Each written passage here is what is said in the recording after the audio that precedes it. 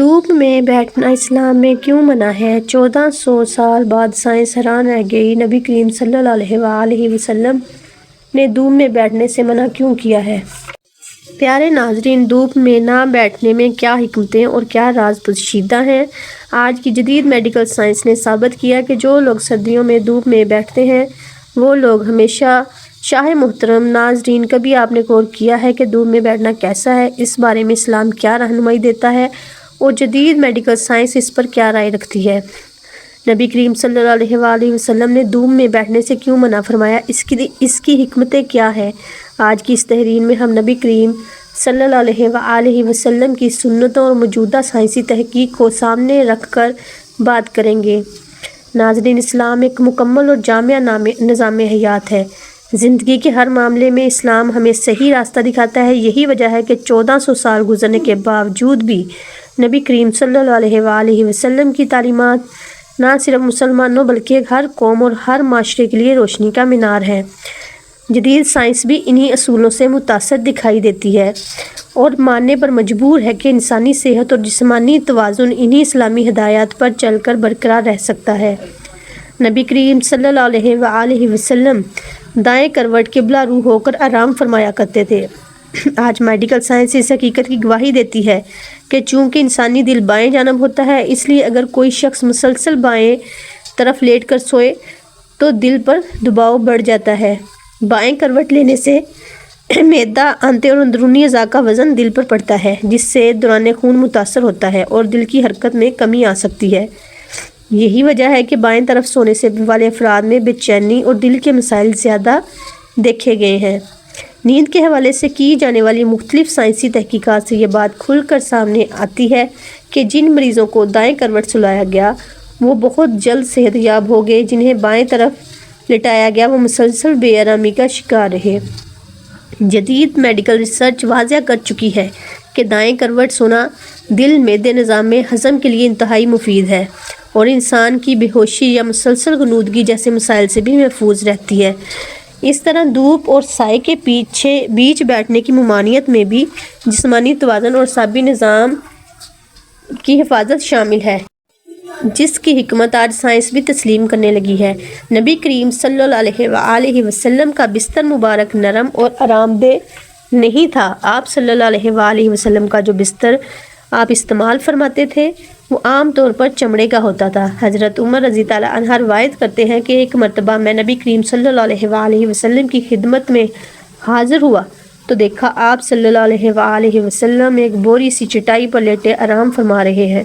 آپ صلی اللہ علیہ وآلہ وسلم کے پشت انوار اور اس چٹائی کے درمیان کوئی دوسرا بستر یا کپڑا موجود نہ تھا۔ چٹائی کے نشان آپ صلی اللہ علیہ وآلہ وسلم کے پہلو مبارک پر واضح طور پر نظر آ رہے تھے۔ آپ صلی اللہ علیہ وآلہ وسلم نے ایک چمڑے کے تکیے سے ٹیک لگائی ہوئی تھی جس میں کھجور کی چھال بری ہوئی تھی۔ اس روایت سے معلوم ہوتا ہے کہ نبی کریم صلی اللہ علیہ وآلہ وسلم معمول کے طور پر نرم بستر استعمال نہیں فرماتے تھے۔ آج جدید میڈیکل سائنس نے اس تحقیق کو اچھی طرح ثابت کیا کہ آپ صلی اللہ علیہ وآلہ وسلم کا یہ معمول طبی اصولوں کے نقطہ نظر سے بے شمار فوائد کا حامل ہے۔ ماہرین صحت اپنی تحقیق میں لکھتے ہیں کہ جب ایک صحت مند اور چاقو چوبند انسان مسلسل نرم اور بہت آرام دہ بستر کا عادی ہو جائے تو اس کے جوڑوں میں ڈھیلا پن پیدا ہو جاتا ہے۔ انسان اپنی روزمرہ کی سرگرمیوں میں سستی کا شکار ہو جاتا ہے اور جسمانی چستی کم ہو جاتی ہے۔ انتہائی نرم بستر گردوں پر بھی نہایت برا اثر ڈالتے ہیں، یہاں تک کہ گردوں کی نالیوں میں پیچیدہ ورم، سوزش جیسی مشکلات جنم لے سکتی ہیں۔ اسی طرح ماہرین کا کہنا ہے کہ بے حد آرام دہ بستر ریڑھ کی ہڈی کے لیے بہت نقصان دہ ہے، خصوصاً بچوں کی ہڈیاں چونکہ نرم ہوتی ہیں۔ اگر انہیں نرم مسلسل بستر پر سلایا جائے تو ان کی ہڈیوں میں ٹیڑھا پن پیدا ہونے کا خدشہ ہو جاتا ہے، جو بعد میں پوری زندگی میں معذوری اور کمزوری کا سبب بن سکتا ہے۔ امریکہ کے ادارے امریکن کونسل فار ہیلتھ نے اپنی حالیہ رپورٹ میں چمڑے کے تکیے اور چمڑے کے بستر کے فوائد کا ذکر بھی کیا ہے۔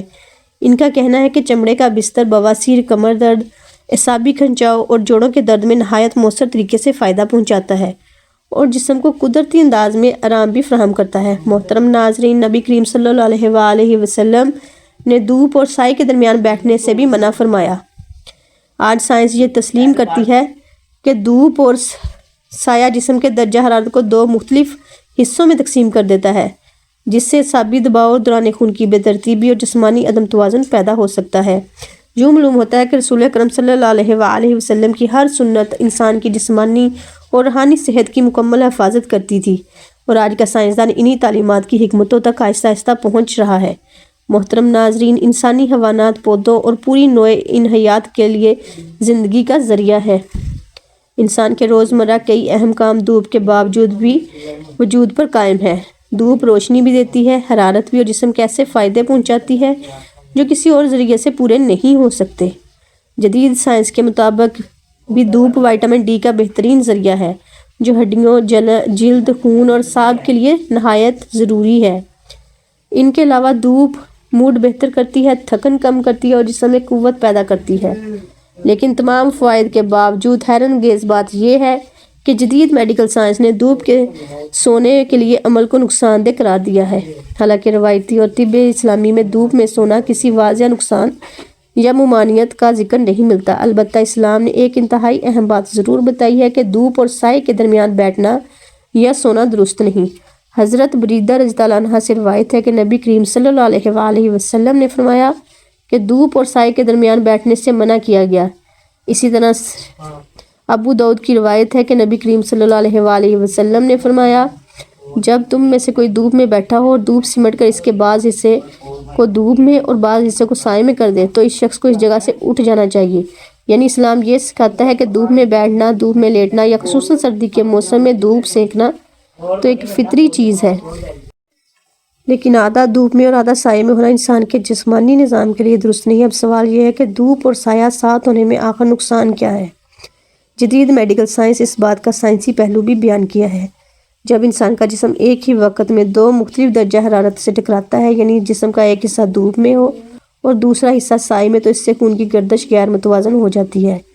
انسانی جسم کا وہ حصہ جو دھوپ میں ہوتا ہے، اس میں حرارت بڑھنے کی وجہ سے خون تیزی سے گردش کرتا ہے، جبکہ جو حصہ سائے میں ہوتا ہے اس میں خون کی روانی سست پڑ جاتی ہے۔ یہ جسم کے اندر گردش خون کے دو الگ الگ رخ بن جاتے ہیں جو اندرونی نظام کو متاثر کرتے ہیں، اور بعض اوقات یہ کیفیت سر درد، جسمانی کمزوری، اعصابی دباؤ، یہاں تک کہ فالج یا اعصابی خلل جیسی بیماریوں کا سبب بھی بن سکتی ہے۔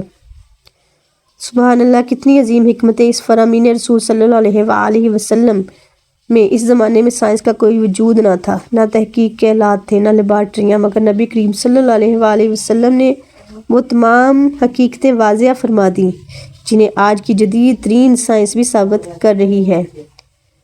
ایک روایت میں بھی یہ آتا ہے کہ نبی کریم صلی اللہ علیہ وآلہ وسلم نے فرمایا کہ دھوپ اور سائے والی جگہ پر بیٹھنے سے منع کیا گیا اور اسے شیطان کے بیٹھنے کی جگہ قرار دیا گیا۔ یہاں اس بات کا مطلب یہ ہے کہ شیطان انسان کو تکلیف دینے کے لیے اس طرح کی جگہوں کی طرف مائل کرتا ہے، یعنی وہ چاہتا ہے کہ انسان ایسے مقام پر بیٹھے یا لیٹے جہاں جسمانی نقصان کا امکان ہو، چونکہ شیطان انسان کا روحانی ہی نہیں بلکہ جسمانی دشمن بھی ہے، اس لیے وہ ان جگہوں کی طرف انسان کو راغب کرتا ہے جہاں نقصان کا اندیشہ ہو۔ علماء فرماتے ہیں کہ یہ ممانعت طبی اعتبار سے بھی نہایت حکیمانہ ہے، کیونکہ انسان جب دھوپ اور سائے کے فرق میں بیٹھتا ہے تو جسمانی توازن بگڑتا ہے۔ اس لیے اگر کوئی شخص لا علمی میں ایسی جگہ بیٹھ جائے تو اس پر شرعاً کوئی گناہ نہیں، مگر چونکہ اس کے جسم کے لیے یہ بہتر نہیں ہے اور خطرے کی علامت ہے، اس لیے اسے بچنا افضل ہے۔ بہتر حکمت کے عین مطابق ہے۔ اس حکم کا مقصد بندے کے لیے سہولت، شفقت اور غیر خیر خواہی ہے، نہ کہ سختی یا پابندی۔ اس لیے کچھ علماء نے تنزیہی کراہت یعنی ناپسندیدہ عمل قرار دیا ہے۔ دھوپ میں بیٹھنے، دھوپ میں چلنے اور سردیوں کے موسم میں دھوپ سینکنے کا عمل ہر معاشرے میں نظر آتا ہے، اور یہ انسان کی فطرت کے بھی عین مطابق ہے۔ دھوپ قوت مدافعت بڑھاتی ہے، ہڈیوں میں کیلشیم جذب ہونے کی صلاحیت بڑھاتی ہے، ذہنی تھکن کم کرتی ہے، جلد کی بیماریوں میں کمی لاتی ہے اور جسم کے اندر توانائی کا نظام مضبوط کرتی ہے۔ مگر دھوپ کے بے شمار فائدے کے باوجود اسلام نے وہ نقطہ واضح کیا جسے جدید سائنس نے کئی صدیوں بعد دریافت کیا، اور وہ ہے دھوپ اور سائے کے درمیان بیٹھنے کی ممانعت۔ اس ممانعت کی حکمتوں میں جسمانی توازن اور اعصابی توازن، خون کی روانی نظام میں دوران خون اور ان کا درست رہنا شامل ہے۔ انسان جب ایک وقت میں دو مختلف ماحول سے ٹکراتا ہے تو جسم کے اندر دفاعی نظام تیزی سے کام کرتا ہے، نتیجے میں جسم توانائی ضائع کرتا ہے، اعصاب تھک جاتے ہیں، دل کی دھڑکن پر دباؤ بڑھتا ہے اور کمزوری محسوس ہوتی ہے۔ یہی وجہ ہے کہ بعض لوگ دھوپ اور چھاؤں کے درمیان بیٹھ کر کچھ دیر بعد سر چکرانا، آنکھوں میں بو یا جسمانی بے چینی محسوس کرتے ہیں۔ یہ وہی چیز ہے جسے نبی کریم صلی اللہ علیہ وآلہ وسلم نے 1400 سال پہلے بیان فرما دیا۔ فقہ کہتے ہیں کہ دھوپ اور سایہ کے فرق میں بیٹھنا حرام نہیں بلکہ مکروہ ہے، یعنی ایسا عمل جس سے بچنا بہتر ہے۔ اس حکم میں اللہ تعالیٰ کی طرف سے شفقت اور نرمی ہے۔ اگر کوئی شخص لا علمی میں یا مجبوری میں ایسی جگہ بیٹھ جاتا ہے تو اس پر کوئی شرعی گناہ نہیں ہے، مگر چونکہ اس میں نقصان کا امکان موجود ہے، اس لیے اسلام انسان کو بہتر راستہ دکھاتا ہے، اور وہ راستہ جو انسانی صحت کی حفاظت کرتا ہے۔ یوں معلوم ہوتا ہے کہ رسول کریم صلی اللہ علیہ وآلہ وسلم کی تعلیمات نہ صرف روحانی بلکہ جسمانی صحت کی بھی مکمل ضامن ہے۔ آج کی میڈیکل ریسرچ بھی اس حقیقت کی تائید کرتی ہے کہ دھوپ انسان کے لیے ضرورت ہے، مگر دھوپ اور سائے کے بیچ رہنا جسمانی نقصان کا باعث بنتا ہے۔ یہ تمام حکمتیں اس بات کا واضح ثبوت ہے کہ نبی کریم صلی اللہ علیہ وآلہ وسلم کی ہدایت ہر زمانے کے لیے مکمل اور ابدی رہنمائی رکھتی ہے۔ محترم ناظرین، انسانی جسم ایک نہایت نازک، باریک اور انتہائی منظم نظام کے تحت چلتا ہے۔ اللہ تعالیٰ نے ہمارے جسم کے ہر عضو کو ایک مخصوص ترتیب، مخصوص بہاؤ اور خاص انداز کار کے ساتھ بنایا ہے۔ اس لیے نبی کریم صلی اللہ علیہ وآلہ وسلم کے فرامین اور سنتوں میں ہمیں جسمانی صحت اور ذہنی توازن اور نیند کے آداب کے بارے میں بے شمار ہدایات نظر آتی ہیں۔ اوندے منہ لیٹنے سے منع کرنا بھی ہے۔ نبی کریم صلی اللہ علیہ وآلہ وسلم نے اس انداز میں سونے اور لیٹنے کو نہ صرف ناپسند فرمایا بلکہ اس سے واضح الفاظ سے منع بھی فرمایا۔ یہ پابندی دراصل اس لیے نہیں کہ انسان پر کوئی تنگی کی جائے، بلکہ اس لیے ہے کہ یہ انداز نیند جسم کے اندرونی ڈھانچے کے قدرتی ترتیب کے منافی ہے۔ جب انسان اوندے منہ لیٹتا ہے تو جسم کے وہ اعضاء جو کھلے سینے، آزاد نظام تنفس اور درست خون کی گردش کے محتاج ہیں، وہ دباؤ میں آ جاتے ہیں۔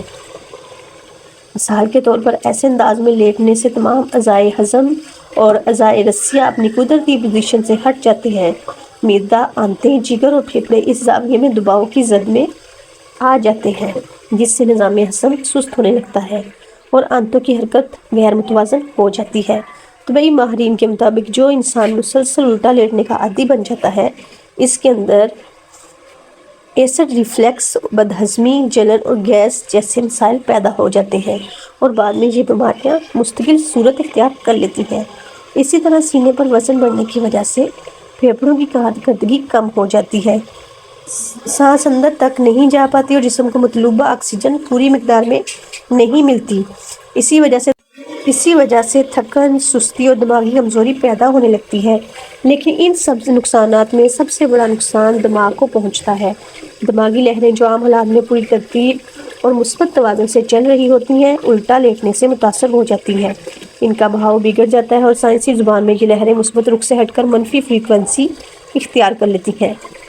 جب یہ تبدیلی آتی ہے تو سب سے پہلا اثر نیند پہ پڑتا ہے۔ ایسے افراد کو ڈرانے، خوف، بے چینی، خوف اور ذہنی انتشار زیادہ محسوس ہوتا ہے۔ یہی نہیں، ماہر نفسیات کے مطابق مسلسل اس انداز میں سونے والے افراد کی سوچ، فیصلہ سازی، روزمرہ رویے اور ذہنی ترجیحات بھی متاثر ہونے لگتی ہیں۔ انسان الٹی سمت میں سوچنے لگتا ہے، بے ربط باتیں کرنے لگتا ہے اور فیصلہ سازی میں غلطیوں کا شکار ہو جاتا ہے۔ یہی وجہ ہے کہ نبی کریم صلی اللہ علیہ وآلہ وسلم نے اس انداز کو ناپسند فرمایا، کیونکہ یہ انداز فطرت کے خلاف ہے۔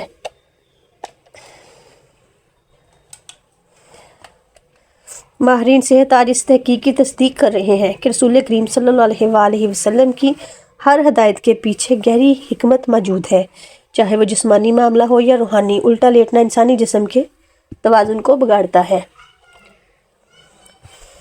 اور زندگی کے معمولات میں بگاڑ پیدا کرتا ہے۔ اس لیے اسلام نے فطرت کے مطابق سونے کا طریقہ اپنانے کی تعلیم دی تاکہ جسم، ذہن اور روح تینوں صحت مند رہیں۔ انسانی جسم کی سب سے نازک حقیقت یہ ہے کہ اس کے بیرونی اعضاء بھی اندرونی روحانی کیفیت سے جڑ جاتے ہیں۔ نبی کریم صلی اللہ علیہ وآلہ وسلم نے جس بات سے منع فرمایا، اس میں ہمیشہ حکمت، محبت اور انسان کی بھلائی پوشیدہ ہوتی ہے۔ اندھے منہ لیٹنے کی ممانعت صرف ایک ظاہری حکم نہیں، یہ دراصل انسان کے جسم، دل، دماغ اور روح کے توازن کا مسئلہ ہے۔ جدید سائنس تحقیق بتاتی ہے کہ جب کوئی شخص پیٹ کے بل لیٹتا ہے تو جسم کا پورا وزن گردوں، جگر، دل، پھیپھڑوں اور معدے کے غیر فطری دباؤ کا باعث بنتا ہے۔ دل کو خون پمپ کرنے میں دشواری ہوتی ہے، معدہ اپنی اصل حرکت سے ہٹ جاتا ہے اور گردن غیر قدرتی زاویے پر دباؤ کا شکار ہو جاتی ہے، جس سے نہ صرف نیند متاثر ہوتی ہے بلکہ اعصاب بھی سست پڑنے لگتے ہیں۔ یہی وجہ ہے کہ ماہر نفسیات کہتی ہے کہ جو لوگ پیٹ کے بل سوتے ہیں ان میں بے چینی، ڈرامہ، خوف، ذہنی انتشار زیادہ جنم لیتا ہے۔